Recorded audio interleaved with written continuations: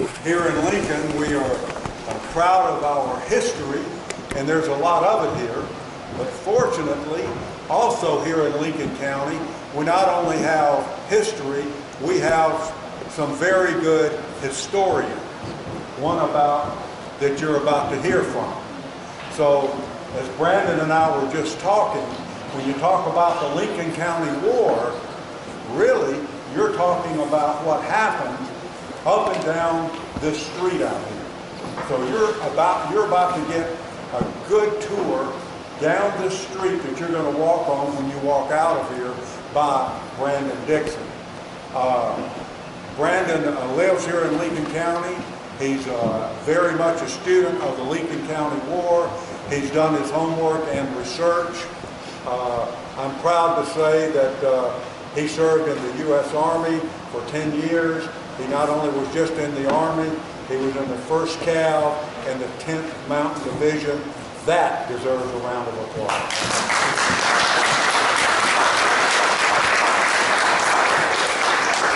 So, welcome to Lincoln. Hope you enjoy your day, and you're about to get some great and exciting information. Brandon did. Thanks, sir. Appreciate it. All right, how are y'all doing? Good. Thankfully, the hottest room in Lincoln was already taken, so we got the second hottest room. Anybody first time in Lincoln? All right. Anybody from Texas? Good. We'll keep an eye on you guys later. All right. So everybody here has seen the movie Young Guns? Yeah. All right. Everybody's heard of Pat Garrett? What about Billy the Kid? What about you? Haven't heard Billy the Kid? Okay. What about Elvis Presley? That little guy didn't answer that. All right. Well, this is Lincoln, home of the Lincoln County War. If you've seen Young Guns, this is the setting of that movie, and almost none of that movie is true, except there was a place called Lincoln, and you were there right now. This is what President Rutherford B. Hayes called the most dangerous street in America. And that's true because just between here and the courthouse at the end of the street and the visitor center, over 50 people were killed just in the 1870s alone. You had 44 shootings, 6 lynchings, 2 stabbings, a poisoning, and even a man legally hanged twice just next door to us right here. Twice. We'll get to that. All this happened on what was called the most dangerous street in America. Matter of fact, Billy the Kid told a reporter in 1881, over 200 men have been killed in Lincoln in the past few years, but I didn't kill all of them. This is true. Violence started here long before Billy the Kid got here. In fact, in 1873, violence started to be a regular way of life here. And that was because of a couple of things. Cartridge ammunition became readily available, so did liquor. And when you mix guns and alcohol, bad things happen, okay? So we have a moral to our talk here today. If you get nothing else, it's that when you mix guns and alcohol, bad things happen. So if I say that at any point, I need you guys to say, bad things happen. So, all right, there's going to be a test coming up. Also helps me know you're awake. All right. So, if you start out in this town and you park at the visitor center, or you start walking yourself down there after you've gone through the museum, if you step out and you look north of you towards the Bonita, you can look down towards the little river and imagine there's a little house that's right by there. They have a good representation, a good reenactment built there in the courtyard of the museum. There was a little house down by the river. Now in December of 1873, at this little house, a group of guys were partying and having a good time. There was a family, a trouble-making family from Texas by the name of the Horrells. They were causing too much trouble in Texas, so they decided to move to Lincoln, where they immediately started causing trouble. And as soon as people in town found out that one of the brothers, the Horrells, was in town having a good time, shooting off his gun, partying with his friends, they come running up to the constable and they're like, hey, Constable Martinez, can you go take care of the situation? And he does. He goes and talks to the rowdy drunks that are armed, kind of tells them to put their guns away, to take the party out of the middle of the street. And so they move down to this little house by the river.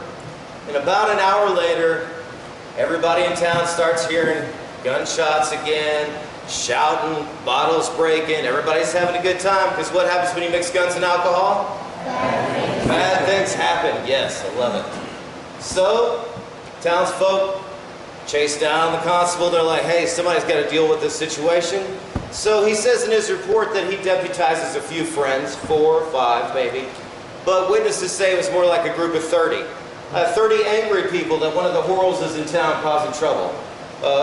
Ben Horrell is one of the guys inside this tiny house that's having a good time, along with his buddy Jack Gillum and their friend Dave Warner.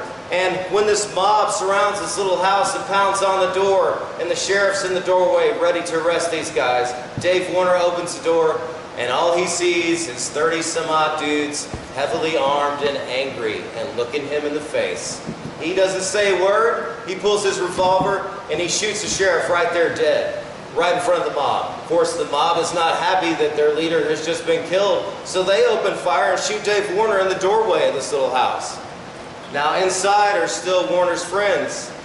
You've got Gillum and Horrell still inside, and if you've ever been in a thinly walled building while you're being shot at by angry men, I assure you, it's a motivating factor to beat feet out the back. And that's exactly what they do. They go out the back and they run for the Bonita River where they think they can hide. But they're shot and wounded and they fall. Gillum falls first. A few yards later, finally, Horrell is wounded and he falls. They both throw their guns down. They say they surrender. They don't want any trouble. They've been wounded. The mob surrounds both of them. Gunshots are heard. The mob goes home. The next morning, both bodies are found by the Bonita River right out there. Gillum with 13 holes in his body and Horrell with 9. Now, the Horrell family didn't take too kindly to their kinfolk being killed. And justice is a very subjective term when you talk about Lincoln's history. So when justice wasn't moving swift enough, it had been 3 weeks and nothing had happened, the Horrells come into town with some of their angry friends. And they come into town just around midnight, December 20th, 1873, and they ride just in front of us right here and tie up their horses. They can hear music coming from the building just to our right, the Convento, where there's a party going on. There's a wedding party, innocent people, just minding their own business, having a good time. The Horrells surrounded with their buddies. They get off their horses.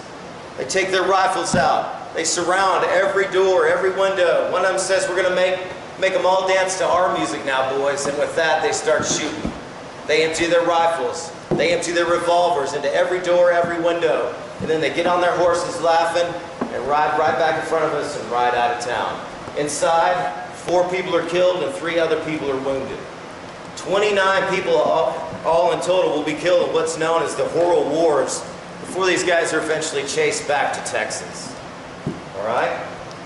We're having a good time, right? Yes. All right, I don't like to ask if we're having a good time. I like to tell you. That way you know when you tell other people, like, did you have a good time? Yes, he told us we had a good time. All right, not only did the Horrell Massacre, if you can call it that, the Convento Massacre happened just next door to us, but it's also the site of the first legal hanging in Lincoln.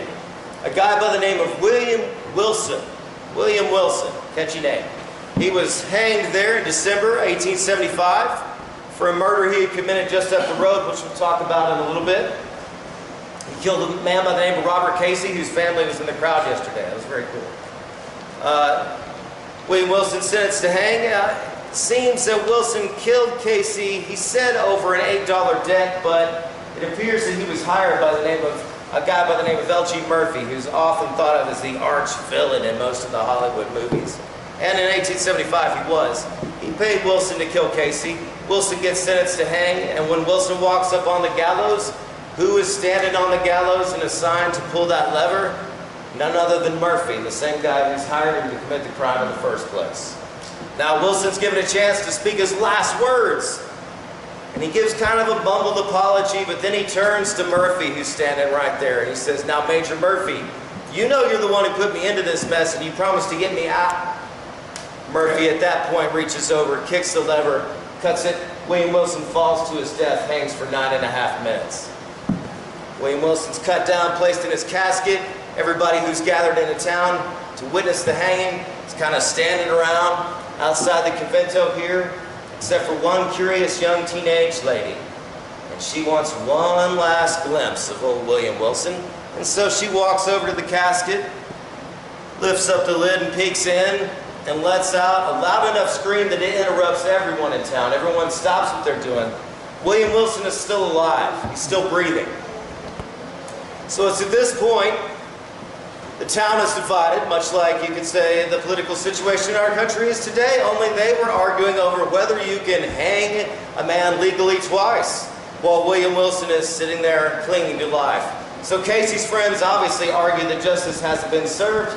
Wilson needs to be hanged again, while Wilson's friends are protesting like there's no legal precedence to do that. The mob kind of takes over at this point, and a rope is thrown around Wilson's neck, and he's hoisted straight from his casket back up to the gallows, where he's hanged again for another 20 minutes. This time he's cut down and buried with a rope around his neck, and he's obviously deceased at this point. Hanged twice, right there next door to us if you walk out when you step to your right. Any of you guys drive by Tenney on your way here? Drive by Tenney, William Wilson is buried right out there. You can drive by and think, hey, that guy ended terribly. All right, we're having a good time? Yeah. All right, good deal. All right, so next door to us is the convento. Horrible things happen there. Not only that, if you walk straight out this door and look to your right, there's going to be a tree. Probably, now that I've pointed it out, blocked by some huge dually type situation truck. But it's right there to your right when you walk out at about your 1 o'clock. That's a Chapman tree. And in 1879, February 1879, it was the site of a murder. Now, the Lincoln County War, for some of you guys who know a little bit about it, had two factions. Obviously, Billy the Kid was on one side, and the Dolan faction was on the other side. And in February 1879, the Lincoln County War had been over for quite some time, and everybody on both sides that had survived was tired, was sleeping with one eye open. They wanted a good night's rest. They wanted to be able to go into town safely, and they write a couple of letters and decide they're going to meet and make a peace treaty. So in February 1879, they meet here in town, and they decide after they become frenemies that they're going to celebrate. What better thing to do than celebrate this peace treaty? And what happens when you mix guns and alcohol? That's right, bad things happen as they're walking across town on their way to their next saloon. This rowdy group of drunks, now friends, includes Billy the Kid, Jimmy Dolan, noted New Mexico outlaw Jesse Evans, and a tough guy by the name of Billy Campbell. And as they're walking across town, they happen to spot Susan McSween's lawyer. Susan McSween's lawyer is named Houston Chapman. He's the only person continuing the Lincoln County War. He's taking it into the courtroom. Any lawyers here? All right, everybody loves a lawyer, right? So imagine you're a drunk cowboy and the only person who's making trouble for your boss is this lawyer, and you see him walking across the street, and so the opportunity is too juicy. Houston Chapman has one arm. He's got his head wrapped because he's got severe pain in his head, so he looks like an easy target. And Billy Campbell crosses the street and walks right up to Chapman and says, hey, you're going to dance for us. Now, Chapman's a lawyer. He's not going to dance for a bunch of drunk cowboys, right? So, of course, he says, no, I'm not going to dance for you. I'm not your entertainment. So at this point, Campbell pulls out his revolver, thumbs back the hammer, shoves it right into Chapman's chest. He says, oh, you're going to dance. You're going to dance for us. Chapman again says, nope, I'm not dancing. Well, in the background of this whole conversation is old Jimmy Dolan, who sees his opportunity. He sees his only nemesis left, his only obstacle to freedom left. So he steps between the men that are standing there, and he shoots, single shot with his gun, right into Chapman. At the same time, Billy Campbell has his gun pressed up against Chapman's chest. Because of the surprise and the shock of the first shot from Jimmy Dolan, the gun goes off from Campbell. Campbell shoots Chapman in the chest. Legal papers in his pocket ignite from the gunpowder. Chapman collapses right where that tree is. He's left with his body on fire for several hours until the cavalry comes in later. Billy the Kid is witness to this event. He later offers to testify to get himself out of trouble because he's witnessed this. And Governor Wallace will take the testimony, but he'll double-cross Billy the Kid.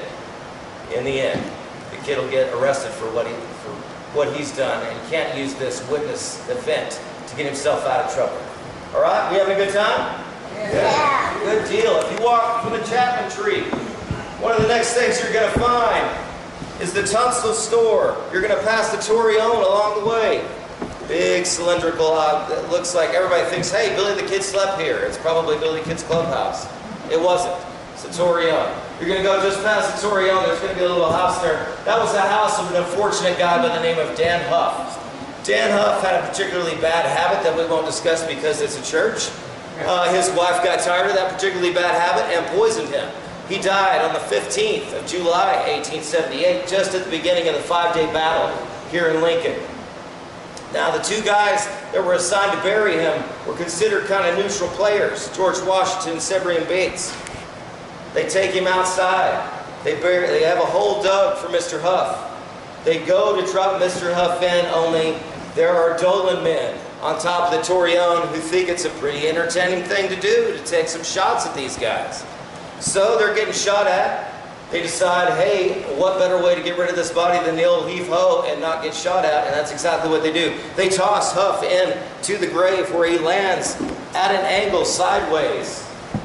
His body not covered up for days because of the fighting that goes on in town. His body's still today buried with his boots up. Mr. Huff, buried right behind the Tunstall store. Now, the Tunstall store is famous because it's the site of where the Regulators had, John Tunstall store, obviously, but Regulators did one of their most infamous acts from there, and that was the murder of Sheriff Brady. And in the history of everything, it's always a bad idea to shoot a sheriff. So you remember that, okay? Don't shoot the sheriff. It's a terrible idea. And on April 1st, 1878, inside the Tunstall store was gathered the most hottest, headest, triggerest, happiest. Can I say EST on anything else? Yes, it was the trigger-happy group of the Regulators. Dick Brewer, the famous level-headed leader of the Regulators, had to go home and tend to business. Anybody else with any leadership or cool-headedness was not present. The guys who came into town the night before, Billy Bonney, we know as the Kid, Billy the Kid, Henry Brown, Jim French, Fred Waite, Frank McNabb, John Middleton, all some of the toughest of the Regulators. Guys who are happy to shoot somebody. Also with them is another Regulator by the name of Robert Whitman. And they asked him later, what were you doing out there if you weren't participating in this murder? And he said, I was feeding the dog. And they said, well, you had 2 gun belts, 2 pistols, and a rifle. Did you need all that to feed the dog? He said it was a vicious dog. Yeah. It was a vicious dog. Some newspapers would call him the dog feeder for the rest of his life. Now, while they're eating breakfast, they've already taken the time to pack up their horses and resupply because they have plans to link up with the rest of the Regulators after this. So their horses are packed. It's around 9 in the morning on April 1st. They decide they're going to have some quick breakfast in the Tunstall store, and someone comes running in and says, here comes Sheriff Brady. Probably the worst idea ever comes next, in that someone at that breakfast table said, hey, let's shoot the sheriff. And no one said no. Everyone was like, hey, that seems like a reasonable idea. Here he comes, he's coming. So they run out to the Tunstall store corral, which is behind the Tunstall store. They get their rifles off their horses, which are packed and ready to go. They run out to the side of the Tunstall store where the corral gate is, facing the road. Brady has passed with Deputy Hinman. They're a little bit ahead of the rest of the deputies. And if you walk out just to your left, there is a red fire hydrant on the street, and that's exactly where Sheriff Brady and Deputy Hinman were hit. The poor planning in this ambush, in that there were 6 shooters, the first 5 shots all went into Sheriff Brady. And Brady collapses, and so does Hinman. And the Regulators decide, hey, it's time to beat feet. We got to get out of here. They run to their horses and start getting ready to get out of town. Only, we have an expression for these kind of guys in the Army. It's called alone and unafraid. And there's one single guy, a young guy by the name of the Kid, who decides, I'm not done yet. Sheriff Brady has my rifle. Sheriff Brady has taken a rifle from the Kid several days earlier. The Kid wants that rifle back, so he runs out into the street alone and unafraid. It's at this point that the other deputies who were with Brady, Deputies Matthews, Pepin, and Long, have scattered because of the fire. Deputy Matthews pops up and he sees Billy the Kid. He testifies later in court. He takes a shot at him. He hits the Kid in the inner thigh. The Kid falls right to his tuchus, hops right back up, highly motivated to get out of there, leaves the rifle, scoots boots back into the corral, gets back, hoping to get some medical treatment for this wound. The rest of the Regulators say, hey, that's kind of your problem. We just killed the sheriff. We've got to leave. And out the corral, these Regulators go, leaving one guy behind. Now the Kid gets his wound bandaged as best they can, and they realize they've got to do something because the sheriff's guys are going to come a-looking, and they do. The sheriff's guys first check the McSween house, and then they find the blood trail going back to the Tunstall store. Inside the Tunstall store, Tunstall clerk Sam Corbett has a little stash in his living quarters where he's loosened up some floorboards to hide some things. And it's just big enough, if he pries up the one next to it, that he can hide a person. And that's exactly what they do. They pry up those boards. The kid has a revolver in each hand. He's lowered down, laying on his back. The boards are laid on top of him, and there he is looking through the cracks of those boards, waiting for the people to come hunting for him. And that's exactly what they do. For hours, they're in and out of the Tunstall store looking for Billy the Kid. They can't find him. Matthews knows he shot him. Can't find him. Blood trail, can't find him. Eventually they give up. We have a witness, Amelia Bolton Church, who says later, at 2 p.m., if the shooting happened at 9, this is several hours later, about 2 p.m., a lone person comes out of the Tunstall store corral. He's got his hat pulled down, and he's leading a horse slowly. He makes that turn and heads towards the Bonita River. And he walks down there slowly, gets halfway across the Bonita River, and people up in town start to realize who that one rider is. It's the kid. And the cry goes out through town, hey, it's the kid. We know who it is. He's getting away, he's getting away. People run up to the hillside here. You can look now, it's elevated position where you can see the river. People start shooting, deputies come out, they take shots at the kid. By this time, he gets on his horse, he turns east and heads towards the Ellis store on the east end of town. Amelia Bolton Church is very specific in what she sees, and she doesn't say anything flattering about the kid. She thinks he's a cold-blooded murderer. But she says he has the audacity. When he gets down at the end of town, he realizes that all these bullets are falling short. They're just puffs of dirt on the ground. He turns around and realizes people are watching him, and he takes his hat, and he leans down, and he smiles, and he bows, and then he turns around and rides east out towards San Patricio. That's the kind of character the kid had. We're having a good time, right? Yeah. All right. No one's not having a good time, are they? You in the front row. Okay, good. Next to the Tunstall store, if you keep walking towards that end of town like you're going to the courthouse, you're going to pass a lot on your right, and that's the side of the old McSween house, where the McSween house once stood. There's a structure there where part of the original structure once stood. It was a U-shaped structure. Now, it was about 40 yards away from the Tunstall store. Even though there's an addition on the Tunstall store now, you can kind of gauge how far these guys had to run when they were under fire. And on the night of July 19, 1878, the Lincoln County had culminated into a single event. All the regulators that were left were trapped in one single location. They were in the McSween house minus 3 other regulators who were in the back of the Tunstall store, hidden back there.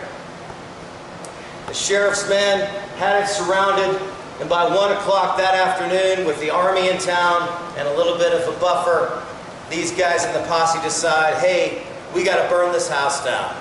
Not like the song, I know that's what you were thinking. So they send a couple of deputies out that are going to start a fire, and Billy the Kid witnesses that. It starts on the northeast corner of the structure. Now they go to start the fire, and while they're doing that, the 3 regulators in the back of the Tunstall store see guys trying to set their buddies on fire. It's 50 yards, it's like a turkey shoot, so they start shooting.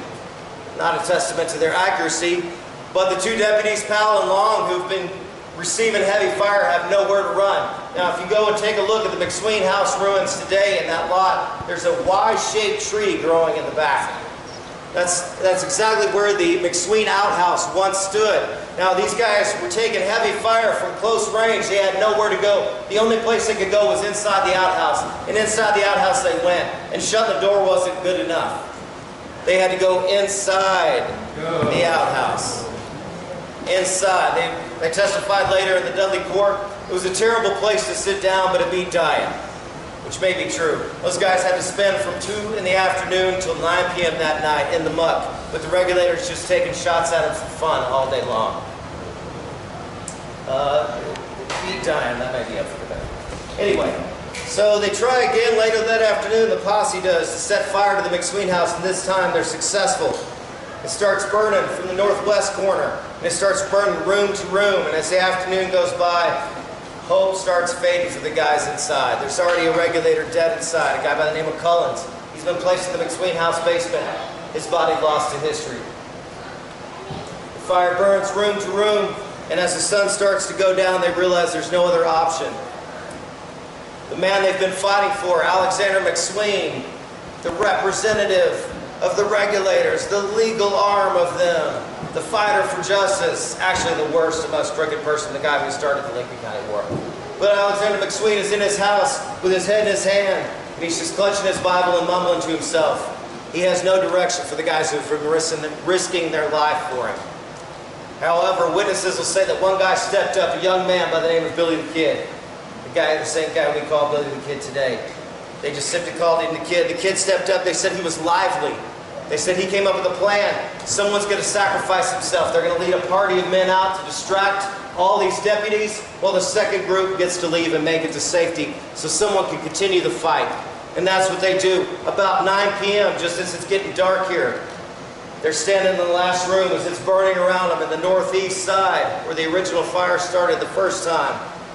These men gather, check their weapons, nod to each other in understanding, and out that door they step. And they make it several feet out that yard into the shadows before they're spotted.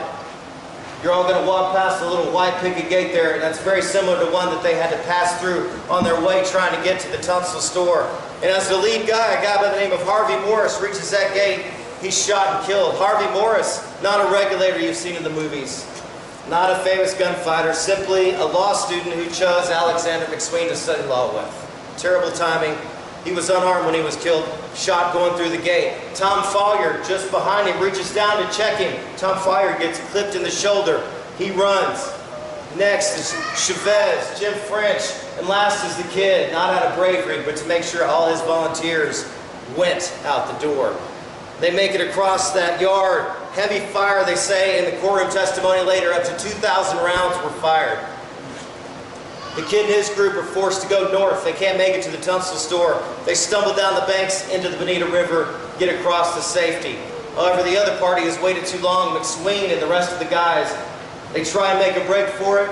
They get pushed back due to heavy fire. They try again several minutes later. They're pushed back again. Eventually, they call out they want to surrender. They don't want to be lynched. One of the guys at that back north gate is the sheriff's deputy by the name of Bob Beckwith. He steps forward. He says he'll accept their surrender and guarantee their safety.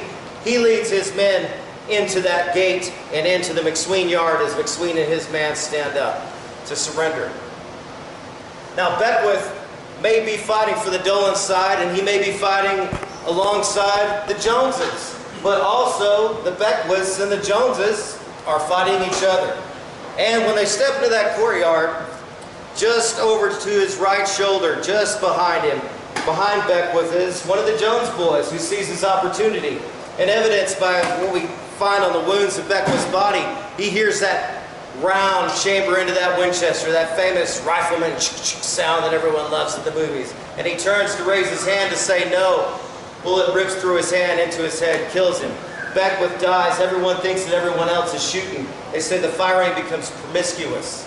McSween killed so fast he falls on top of Beckwith's body. Several other regulators killed. A couple make it away, but one is wounded severely. And when the Pepin men and the Dolan men come pouring in to celebrate their victory into this yard, they find him still breathing. Inyo Salazar, the youngest of the regulators, laying on the ground, severely wounded. And one of them comes running up and kicks him. Finds out he's still breathing, and another one comes up and says, oh, I'll put a bullet in him. And he pulls back the hammer of his revolver, and another one says, hey, don't waste a bullet on that guy, let him bleed out. And so they do, they leave him. They go off to drink and celebrate. And Inyo Salazar crawls half a mile to get help from family, and he survives. He's buried in the Lincoln Cemetery as you'll drive on your way out of town towards Roswell, under the title Pal of Billy the Kid. That's at the McSween site, ruins.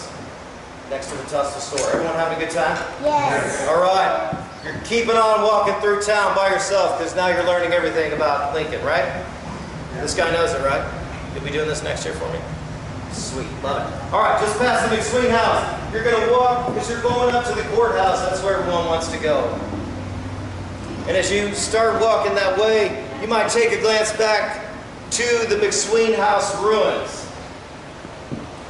And you might think of one of the guys who buried old Dan Huff, a guy by the name of George Washington. George Washington was at those McSween house ruins a year after the big killing and the big escape of Billy the Kid. And he's there with his wife and his child, and he says he was shooting at a stray dog, but he actually shoots one bullet and kills both his wife and their infant. And the townspeople think, what a tragedy. What an innocent guy. I can't believe it happened to this guy. Only it's a short time later that Mr. Washington kidnaps/elopes with the teenage daughter of one of Lincoln's leading citizens, Mr. Baca. And so they form a search party and they drag Mr. Washington back here to Lincoln, where he's hanged in the barn here nearby. Terrible situation for Mr. Washington. All right, so you've taken that glance back. You've learned that little extra tidbit about the terrible life of George Washington of Lincoln. You keep walking towards the Wortley Hotel, which will be up on your right, and the courthouse will be up on your left. And as you're coming up to the Wortley, you're going to see these ruins, and everyone thinks this has got to be Billy the Kid's house if the castle looking place wasn't. Billy the Kid totally lived here. And he didn't. He didn't. But while you're looking at those ruins, just before those ruins, there's the outline of a foundation. And I encourage you to walk there to get a sense of how small this house was. But that's the house of one of Lincoln's original sheriffs, Ham Mills. Ham Mills, one of my wife's favorite characters. She appreciates Ham Mills' love for his wife. He's a very devoted guy. He also had a brother by the name of Stephen Stanley. Now, both of these brothers were hard-drinking guys, and both of them were quick to go to the gun. In fact, one night they were drinking down by the Bonita up here, and they ran out of bottles to shoot to show how good a shot they were. So one of them says, well, if you're such a good shot, here's my finger. Take the tip off. And the other one does. He whips out his revolver and shoots it, and off goes the tip of one of their fingers. And he says, hey, you took too much. Glug, glug. Walks over and says, it's my turn. The other one says, fine. Sticks out his finger. Takes a shot. His knuckle gets blown off. Both of them nub-fingered half-brothers, Ham Mills, Stephen Stanley. Both interesting characters. Now, Ham Mills lived in the little house that I'm going to tell you about right up here. When you walk that and you look and see how small, you can appreciate that his wife did not want to be in that confined space, particularly with the fact that in late 1875, Mills had arrested a prisoner. He'd arrested a guy and he had him as a prisoner. There was no jail to put him in, and at that time, if you were the sheriff and you hemmed up a dude, he had to sit at your house until the judge came to town to figure out what was going to be done. And so, Ham Mills is in that tiny house with his beautiful wife, who's a few years younger than him, probably inappropriately, and he is stuck with a prisoner as well in a very confined space. Only it must have been the weekend or some special occasion, because across town, at this same building next door to us, is another baile, another party is going on. And Mrs. Mills hears this music. She wants to go to this dance. So she starts bugging Ham Mills. Like, I want to go to the dance. Why can't we go to the dance? Why do we have to stay with this nasty prisoner? And when you mix angry wives and guns, bad things happen. No one got it yesterday. Thank you. Anyway, bad things happen. So he starts to figure out, I got to make my wife happy. And so he takes the prisoner out front. Ham Mills unlocks his chains and he says, you run. I don't ever want to see you in Lincoln again. The prisoner thinks, hey, I've won the lottery. I'm out of here. He takes about 10, 15 steps before he hears that famous revolver click-clack. Ham Mills shoots him in the back. Later, Ham Mills and his wife are seen at the dance, and people are like, hey, you arrested that guy in town. What happened? He's like, he was trying to escape, had to shoot him. Left his body there. Ham Mills had to flee town later. Different story. But Ham Mills' nub-fingered half-brother, Stephen Stanley, also an interesting character. One night, Stephen Stanley was drinking with another man by the name of Stephen Lloyd. And when you mix guns and alcohol, that's right. And they decide they're going to settle their dispute that they're arguing about by having a duel. Now, there's not too many Old West duels that happen. People think of Wild Bill Hickok and that kind of duel. One of those actually happened here on the streets of Lincoln, and that was between Stephen Lloyd and Stephen Stanley. And they agree they're going to take 3 steps and turn around and shoot at each other in an old-fashioned way. Be gentlemen about it. So they're just drunk enough that makes sense. So Stephen Lloyd starts pacing off his steps. He gets to step number 3. He turns around, only he finds that Stephen Stanley didn't agree to play fair. Stanley's just sitting there waiting with his revolver, like an Indiana Jones thing. Yeah. Guy turns around, gut shoots him right there. Lloyd falls to the ground. Stanley's like, hey, I won, and then realized, oh, I could be in trouble. Runs to his house and barricades himself and says, you'll never take me alive. Lloyd's friends police him up, and they're like, well, maybe we could get him to Fort Stanton. They take him to Fort Stanton. Fort Stanton surgeon saves his life. Lloyd lives. So eventually they get Stephen Stanley out of his house and they get him to court, but because Lloyd didn't die, Stephen Stanley is charged $10 for shooting his weapon inside the city limits. That's justice in Lincoln. All right, we're having a good time, right? Yeah. All right, just past those roads is the Wortley Hotel, site of many people's last meal, famous now because it's not open and we all wish we could eat there. You think of Bob Ollinger, Sheriff Brady, those guys all had their last meal there, but so did Robert Casey.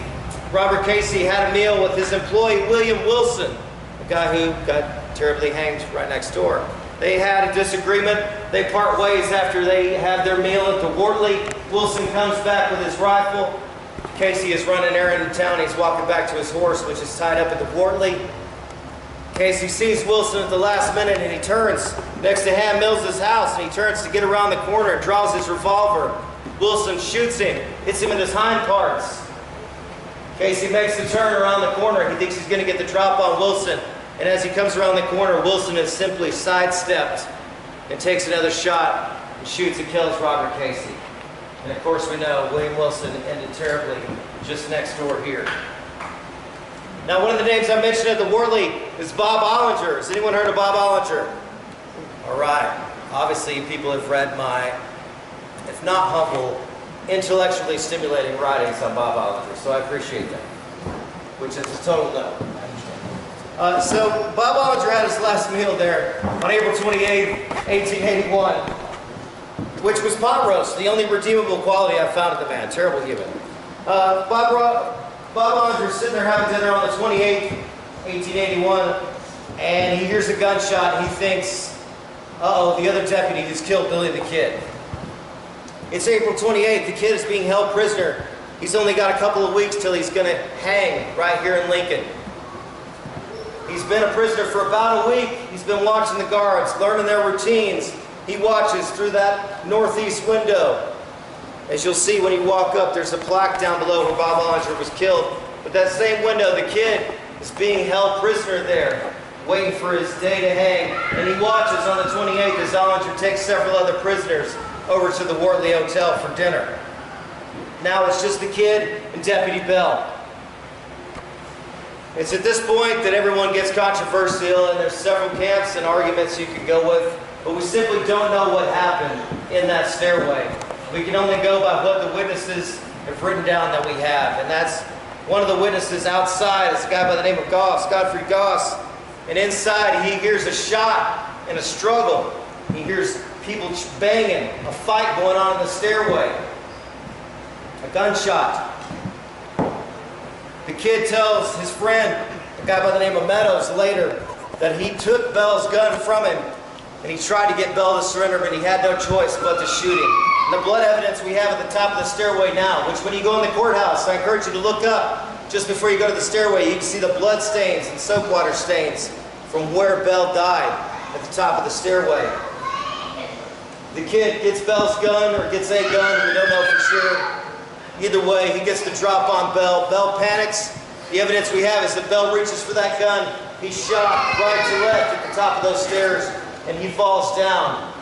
The kid has, from the time that shot goes out, he has 1 minute till Ollinger's going to be there. Time's running out. Only Bell, from all the evidence we have, it seems like he had a death grip on that gun. So the kid has to struggle. We have wounds on Bell's head later that show gashes made by the irons the kid had. The kid bangs Bell's head a few times, gets that gun loose, hops to his feet. Only 6 steps away from the top of those stairs is the armory, where Pat Garrett later says they have a bum door, which is easily open. Not a good idea when you're running a jail operation. Inside that armory, the kid shoulders his way in. Right inside that door is that 10-gauge shotgun that Bob Ollinger's been taunting the kid with for weeks, all the way from Mesilla, all the way here. Every day here taunting him with this brand new shotgun. Only Ollinger left it when he went to supper, left it in the armory. The kid gets in the armory, grabs that shotgun first, grabs himself another pistol, we know from what witnesses see him later, and most likely grabs another Winchester at this time. So he's got a gun in each hand, 2 in his pants. He's shuffling with his feet chained, trying to make it to that northeast window. While the kid's busy in the armory, Bell Still not realizing he's dead, he's come to and he's walking out the back door of the courthouse. Godfrey Goss sees him just in time for Bell to drop dead at his feet. Goss realizes he's got to warn Ollinger that the kid has killed the other deputy. So Goss runs around to the side of the courthouse where there's a corral, and he comes into the corral fence about the time that Ollinger is coming in from the north side of that same corral fence. And Goss is yelling at him with his thick German accent, and Ollinger can't understand what he's saying. Goss will say later that they were only a few feet away from Ben Ellis's office door, which is right there, you'll see when you get to the courthouse where the plaque is. The two meet, and Goss tells Ollinger what's happened. And it's at this point that three men have come to the same point in history. The kid's up in that window, and Ollinger looks up just in time to see him. Now, legend will tell you that he said something witty like, "Hello, Bob," or "Look up, old boy," or something cool, but we don't know what he said or if he said anything. All we know is Goss said he took a shot, he fired with that shotgun, and he hit Ollinger, killing Ollinger instantly. Goss thinks he's going to be shot next with the other barrel of the shotgun. So he takes off running, and only the kid hollers at him, tells him, "No, I'm not going to hurt you. Throw up a tool, go fetch me a horse. I need to break these leg irons, and I need to borrow a horse to get out of town." Kid comes back out on that balcony that you'll pass when you walk out there. He steps out on that balcony. He sees Ollinger's body, takes another shot at it with that shotgun, empties that shotgun with the second shot. Then he breaks it over the railing, tosses it down on Ollinger's body. Tells him, "You're not going to corral me up anymore." Then the kid makes a speech to the town. And it seems like it's nothing but friends because no one stops him. The kid tells everybody he didn't want to kill Bell. He doesn't mean anybody any trouble. And he just wants to get out of town safely, and that's what he does. He comes inside the courthouse and starts working on those leg irons while Goss is fetching him a horse. He comes back out. The horse is ready. He's broken his leg irons. He's got them tucked into a cartridge belt. He's got a Winchester. He's got two pistols. He's walking out to that horse. He passes Bell's body. He passes Ollinger's body. Gives Ollinger's body a kick. Walks over to his horse. At this time, all of Lincoln is standing around. They're not stopping him. They're not helping. Everyone's just standing around going, what's happening next? Let's see. What's he going to do? And so he gets on his horse. And as he's getting on the horse, one of his chains falls out of that belt, spooks that horse. And there you have it, the deadliest gun in the West. The most legendary, killed 21 men, evil gunfighter, bucked off a horse making his greatest escape attempt, flat on his butt in front of everyone in town. Probably some giggles went out. So he stands up and he says, "Hey, somebody fetch that horse." And he happens to point at a prisoner who's standing nearby. And that prisoner says, "I'm on trial for murder. I don't think that's going to help me out." So the kid raises his rifle and says, "Just tell him I made you do it." And that guy's like, "Yes, I've always wanted to get a horse. It's my favorite horse. I'm getting this horse." So he goes and gets it, and he brings the horse back. And this guy's name is Alexander Nunley, a guy from Tularosa. And as he's holding the horse for the kid, Drew Gomber's favorite story is this one right here, and that's that Alexander Nunley notices the kid has his rifle. He's taken his rifle out of the armory. Nunley is one of the prisoners that Ollinger had taken to dinner. And so he says, "Hey, Billy, that's my rifle." And so, not being cold-blooded, not being vindictive, not evil, the kid's like, "That's cool." Gets off the horse, goes back up the stairway. Philip Rash is very specific on this story. The kid comes back down with a different rifle. Being a nice guy that he is, he starts to get on the horse again. There's a second prisoner there. This prisoner is like, "Mr. the Kid, that's my rifle." And so you figure at this point Billy probably sighed pretty heavily. But he goes back upstairs a second time, Rash says, from witness statements. Comes back a third time, and you get the feeling like everyone's standing around like, whose rifle is next? I don't know. What's he going to pick? You come down, and you're pretty sure Billy gave everyone a look like no one else is claiming this rifle. And no one did. He got on that horse, allegedly shook hands with a couple of folks. They say he was singing, maybe whistling as he rode out. But there he went off, like a Hollywood scene, into the setting western New Mexico sun, out of town and into legend. So when you walk the street, you can start at the courthouse, walk this way, you know the story's coming this way, or you start at the visitor center and go that way. And now you know some of the most interesting stories, if I do say so myself, about the most dangerous street in America, okay? We're having a good time? Yeah. Everybody had a good time? Yeah. All right, it's tough to follow a church service. It's like, it's heavy. Thank you guys for coming out today. Hope to see y'all again.